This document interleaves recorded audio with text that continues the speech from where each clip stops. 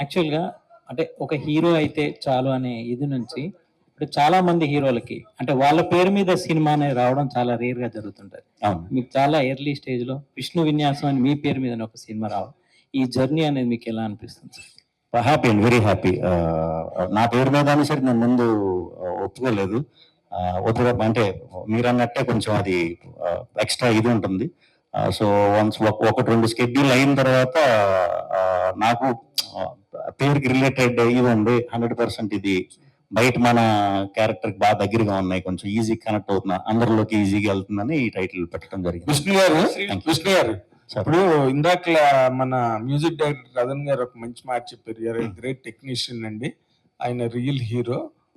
అన్ని అసలు డైరెక్టర్ గారు వెనకాతలే ఉండి అన్ని కరెక్ట్ గా జరుగుతున్నాయా లేదా అన్ని చూసుకుంటున్నారు అని ఆ రికార్డు లేదా ఆ నోషన్ ఉంది ఇండస్ట్రీలో. శ్రీ విష్ణు చాలా లాస్ట్ మినిట్ వరకు అన్ని జాగ్రత్తగా చూసుకుంటాడు అనేది. అంటే మీరు డైరెక్టర్స్ మీద డిస్బిలీఫా లేదా మీ మీద మీకు ఒక ఓవర్ డోస్ ఆఫ్ కాన్ఫిడెన్స్? లేదండి, ఎక్కడ ఇంబ్యాలెన్స్ వస్తుంది? సింపుల్. నేను చేసేది అందరూ కొత్త డైరెక్టర్లు అండి. ఓకే, కొత్త డైరెక్టర్లు. ఇప్పుడు మీ మీడియాలో కొత్త వాళ్ళు ఎవరిని వచ్చారు అనుకోండి, మిమ్మల్ని సలహా అడిగితే మీ ఎక్స్పీరియన్స్ షేర్ చేస్తారు కదా. ఇప్పుడు అలాగే ఎవరు లేరులేండి, వాళ్ళే మేము సలహా అడిగేటట్టుగా తయారయ్యారు. కానీ అయితే అలా సలహాలు అడిగే వాళ్ళతో నేను చేస్తాను కాబట్టి నేను అది ఫేస్ చేయట్లేదు. సో సినిమా అంటే డైరెక్టర్ ఒకటే అని కాదండి, ఎప్పుడు టీం వర్క్, అది నేను బిలీవ్ చేస్తా.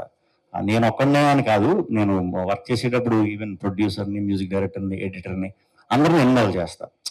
వాళ్ళంతటి వాళ్ళు అంటే ఫైనల్ రెస్పాన్సిబిలిటీ మీరు తీసుకుంటారు సినిమాది. మరి ఇప్పుడు ఈ సినిమా కంప్లీట్ వస్తుందంటే ఇప్పుడు అంతా కొత్త వాళ్ళు కదా, ఇప్పుడు నేను బాధ్యత వహించాలి కదా. సో సినిమా రిలీజ్ వరకు ఆ సినిమా కోసమే పాటు పెడతామండి. ఇంకా వన్ సినిమా రిలీజ్ అయిపోయిందంటే ఎగిరిపోవచ్చు హ్యాపీగా వీళ్ళందరూ.